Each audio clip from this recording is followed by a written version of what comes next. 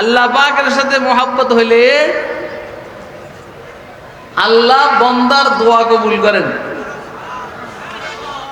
আবদারকে কবুল রক্ষা করেন। আবদার, স্বামী বিবিকে মহব্বত করে, বিবি স্বামীকে মহব্বত করে। এখন বিবি স্বামীর কাছে আবদার করতে দেরি, পুরো হইতে দেরি নেই। কথা কয় না? স্বামী বিবিকে ভালোবাসে, বিবি স্বামীকে ভালোবাসে। সেই ক্ষেত্রে বিবি স্বামীর কাছে কোনো আবদার করলে আবদারটা পুরো হইতে দেরি হয় না। সেই ক্ষেত্রে আবার স্বামীও বিবির কাছে কোনো আবদার করলে বিবি আবদার রক্ষা করতে দেরি করে না। এটা হলো মহব্বতের বৈশিষ্ট্য। ঠিক আল্লাহর কোন বান্দা যদি আল্লাহকে মহব্বত করেন,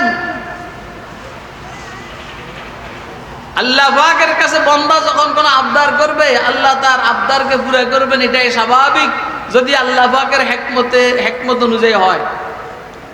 অনেক টাইমে বান্দা আল্লাহর কাছে দোয়া করে, বান্দা আল্লাহকে মহব্বত করে, কিন্তু দেখা গেছে দোয়াটা মনে হয় যেন যেভাবে করছি সেভাবে কবুল হইতেছে না। এটার অর্থ দোয়া কবুল হয় না এটা না, দোয়া কবুল হয়েছে, বাকি আমি যেভাবে চাইছি সেভাবে না।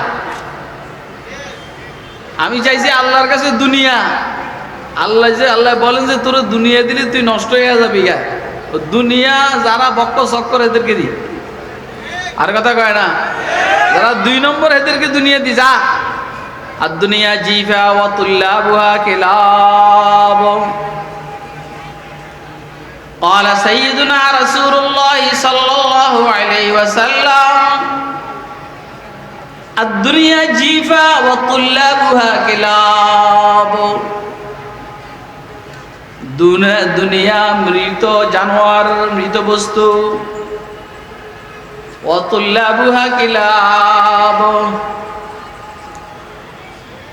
এর যারা অন্বেষণকারী, যারা দুনিয়ার অন্বেষণকারী মানে খুব বেশি মহব্বত করে। একটা হলো কাসেবে দুনিয়া আর একটা তলেবে দুনিয়া। জরুরতের জন্য দুনিয়া অর্জন, আর শুধু দুনিয়াই টার্গেট। দুইটা কি এক না দুই? আরে কথা কয় না।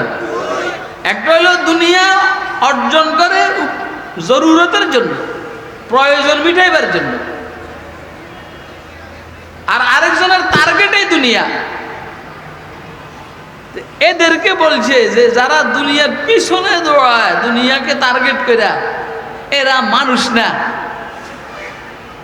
হাদিস শরীফের যেই শব্দ, এই শব্দের অনুবাদ করি নাই আমি, এই শব্দটা কঠিন, এই জন্য বলছি এটা মানুষ না।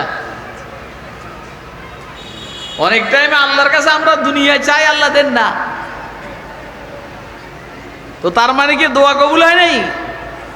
হ্যাঁ, দোয়া কবুল হয়েছে। আমি যেটা চাইছি এটার পরিবর্তে আল্লাহ আমাকে জান্নাত দান করবেন, জান্নাতে দিবেন, জান্নাত, ওইটা জান্নাতে দিবেন। দেখেন একজন আল্লাহর কাছে দোয়া করে যে আল্লাহ তুই যদি আমাকে 100 কোটি টাকা দেশ, 100 কোটি টাকা আমি তোর রাস্তায় দান করুম। নিয়তটা ঠিক ছিল, 100 কোটি টাকা না, 1 কোটি টাকারও মালিক হয় নাই। কিন্তু দেখা যাবে কাল ময়দানে মাহশর তার আমল নামার মধ্যে 100 কোটি টাকা আল্লাহ রাস্তায় সদকা করার সওয়াব আল্লাহ দান করে বসছেন।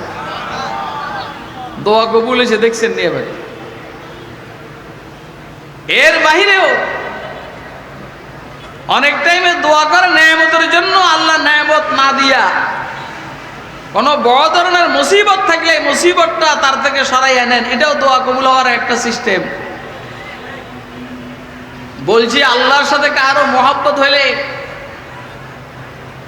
আল্লাহ পাক তার দোয়াকে কবুল করেন, সে মুস্তাজাবুদ দাওয়া হয়ে যায়। আপনারা 2-4 মিনিট সময় দিবেন আমারে, বেশি না, বেশি না, উঠাউঠি করিয়েন না।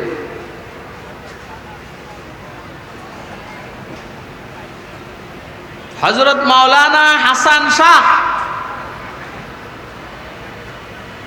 মেয়াজি মুন্না শাহ হিসেবে প্রসিদ্ধ। দারুল উলুম দেওবন্দের যখন বিল্ডিং বানানো হয় তখন ভিত্তি স্থাপনকারী সর্বপ্রথম ইটাটা যিনি রাখছেন বিল্ডিং বানাইবার জন্য উনি হইলেন হাসান শাহ। বহুত বড় বুজুর্গ সৈয়দ আসগর হুসাইন সাহেব রহমতুল্লাহ আলাইহি দারুল উলুম দেওবন্দের উস্তাদ হাদিস ছিলেন। মুফতি আজম পাকিস্তান হযরত মুফতি শফি সাহেব রহমতুল্লাহর উস্তাদ সৈয়দ আসগর হুসাইন, উনার নানা সাই মিয়াজি মুন্না শাহ হাসান শাহ, উনার দোয়া কবুল হইতো। দোয়া কবুল হওয়ার সুরত কি? আপনারা কোনো বিরক্তিবোধ করতেছেন না? দোয়া কবুল হওয়ার সুরতটা কি ছিল দেখেন। ওনার এক খাদেম হাফেজ আমিন, হাফেজ আমিনের বিরুদ্ধে একজনে মিথ্যা মামলা করছে। মিথ্যা মামলা করে আবার ওই হাসান শাহর কাছে আসছে দোয়া চাইবার লাগিয়া, যে হযরত আমার জন্য দোয়া করেন যেন মামলায় আমার আল্লাহ জিতাইয়া দেন। এ মামলা করছে মিথ্যা মামলা হাসান শাহের খাদেমের জন্য। আচ্ছা বলেন, আমার খাদেম আমার কাছে প্রিয় না? আরে কথা কয় না, আমার খাদেম তো আমার কাছে প্রিয়, আমি তো তার কথাই শুনবো। কিন্তু ও নাম নেই নাই যে হাফেজ আমিনের বিরুদ্ধে আমার মামলা, বলছে আমি একজনের বিরুদ্ধে মামলা করছি, আল্লাহ যেন মামলা আমার জিতে দেন, হুজুরে দোয়া করিয়েন। হাসান শাহ দোয়া করছেন আর বলছেন যা তোর দোয়া কবুল হয়ে গেছে, তুমি মামলায় জিতবা। এইটা যখন হাফেজ আমিন শুনলেন,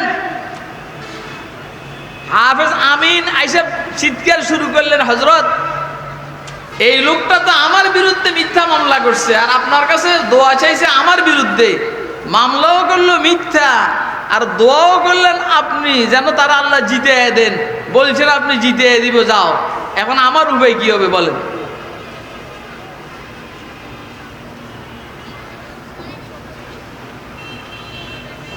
হাসান শাহ রহমতুল্লাহ আলাইহি বললেন, আমি যেহেতু দোয়া করছি দোয়া কিন্তু কবুল হয়ে গেছে, এখন তোমার কাজ হইল তুমি হাইকোর্টে বা সুপ্রিম কোর্টে আপিল করবা, ইনশাআল্লাহ মামলার রায় তোমার পক্ষে হবে। সুবহানাল্লাহ কমেন না আপনারা? মানে দোয়া দুটোটা কবুল। আমি যেহেতু প্রথমে দোয়া করছি দোয়া কবুল, আর তুমি যেহেতু বলছো মিথ্যা, অতএব তুমি আপিল করবা, আপিল করবা আর আমার দোয়া চলছে, দোয়া কবুল, মামলার রায় তোমার পক্ষে হবে। তো ঠিক সে আপিল করছে, মামলার রায় হাফেজ আমিনের পক্ষে হয়ে গেছে। সাইয়্যিদুত তায়েফা হাজী ইমদাদুল্লাহ মুহাজির মক্কি রহমতুল্লাহ আলাইহির কাছে খবর গেল যে হযরত ফকিহুল আসর ইমাম রাব্বানি আবু হানিফা থানি রশিদ আহমদ গঙ্গুহি রহমতুল্লাহ আলাইহির ফাঁসি হবে। ফাঁসি কি হবে? ফাঁসি হবে, ইংরেজের আদালতে ফাঁসির রায় হবে। উনি এই খবর পাইয়া সাথে একজনকে নিয়ে জঙ্গলায় চলে গেছেন। জঙ্গলে যাইয়া বসছেন মুরাকাবায়। খুব খেয়াল করেন, অনেকক্ষণ মুরাকাবার উপরে লাভ দিয়া দাঁড়াইয়া উঠতেছেন আর বলতেছেন, চলো बस हो गया काम, मेरे रशीद को कोई भी फांसी नहीं दे सकता। চলো কাম হয়ে গেছে, আমার রশিদ আহমদকে ইনশাআল্লাহ কেউ ফাঁসি দিতে পারবে না। পরে রশিদ আহমদকে বেকসুর খালাস।